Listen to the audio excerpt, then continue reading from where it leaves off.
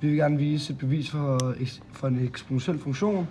Vi ved på forhånd, at eksponentielle funktioner har forskriften fx er lige mod b gang a, altså opløftet i x. Og så min påstand er nu, at den voksne eksponentielle funktion har en fordoblingskonstant, der lyder på t2 er lige mod log i anden. Så det vil sige over log a. 2 er lige mod Log 2. yes. Log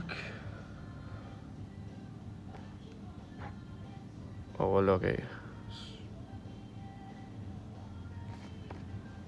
Nu vil jeg tegne en graf for den eksponentielle voksne funktion.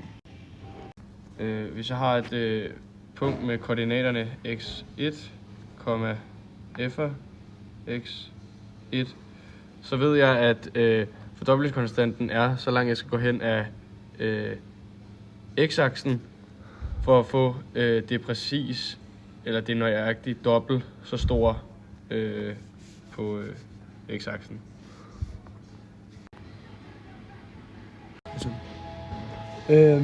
Og i det fx er lige mod 2 er på dobbelt så stort som fx er lige mod 1, så bliver afstanden mellem x1 og x2 her, det bliver sat til t2.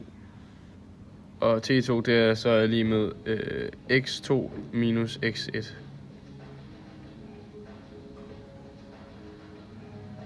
Yes. Og vi vil gerne vise, at t2 her, det bliver til t2 er lige mod log parentes 2 og så log parentes 1. Så derfor har vi en forskrift, der lyder på fx i anden hernede, og så vi så lige mod 2 gange fx. Ikke. Og så siger vi så sådan her. B gange a opløftet i x2, så er lige med 2 gange b. Sådan er det nu i s b. Og så siger vi så gange ax i første. Men det vi så vil gøre nu, er, at vi streger alle b'erne ud her.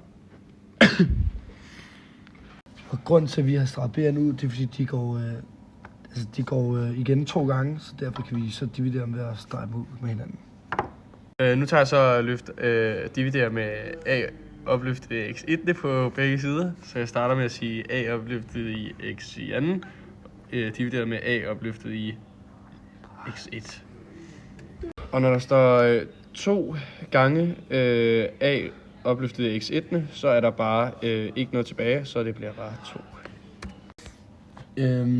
Og for at regne det her ud, så skal jeg finde en potensregneregel, og jeg ved, at a opløftet i p, og så med a opløftet i q, så den der er lige med a Minus q. Super. Og jeg ved, at a er lige med x2, og a er lige med opløftet i x1. Så det vil så lyde på, at det bliver a så minus x1. x1. Super. Og jeg ved også, at x2 minus x1 er lig med min fordoblingskonstant, som er t2. Så der, i stedet for kan jeg så derfor skrive a t2 i stedet for x1. Og lige med 2.